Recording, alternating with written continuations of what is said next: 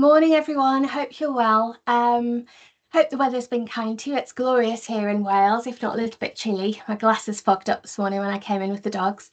Um, I wanted to record a quick message because so many of you reached out to us the back end of last week, beginning part of this week, regarding IEEPA tariffs and antiques going into the US. So some of you had noted that Royal Mail Systems had started to apply the 10% IEEPA tariff when you were looking to ship to the US the back end of last week. So we've been liaising with Royal Mail. Essentially, the upshot is that Royal Mail and their agent out in the US was notified of a change by Customs and Border Protection late Wednesday evening last week, and they had to update their systems really fast. Essentially, the upshot is that the number of products that are exempt from the changes to the de minimis has gotten a little bit shorter.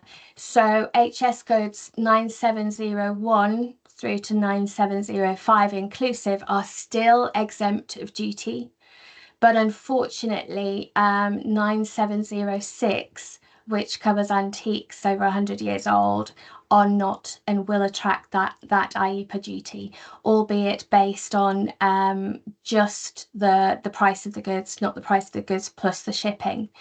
So yeah, I'm really sorry that you're all having to go through this, but I think it's best that you know, and you can have those conversations with your clients, remembering that this isn't something that's been changed exclusively for products of UK origin.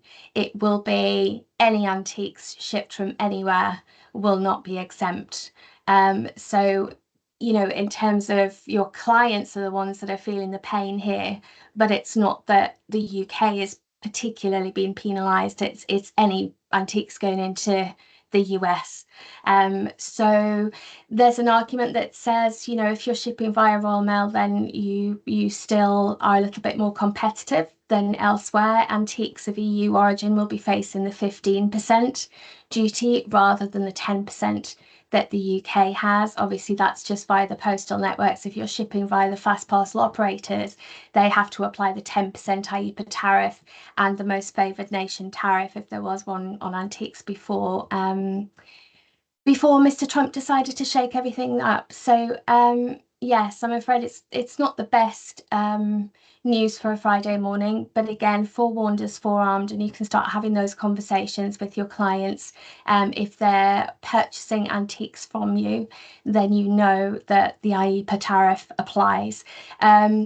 Royal Mail account holders Royal Mail will do all that stuff in the back end, and their click and drop systems have been updated to reflect the changes as well. So yeah, I'm afraid it's not the best news, everyone, but have those conversations, start factoring it in. And again, as always, if you're stuck with anything or you're struggling with anything, then please feel free to get in touch. It's a pleasure to be able to support some of you through this really difficult time. And again, spread the word. So if you have contacts within the industry, let them know. Similarly, all our colleagues at the Department for Business and Trade, all our lovely ITA colleagues, and the Chambers of Commerce, if you can pass the word, get the word out there so that everybody's aware of the changes. Okay, thanks everyone. Take care. Bye bye.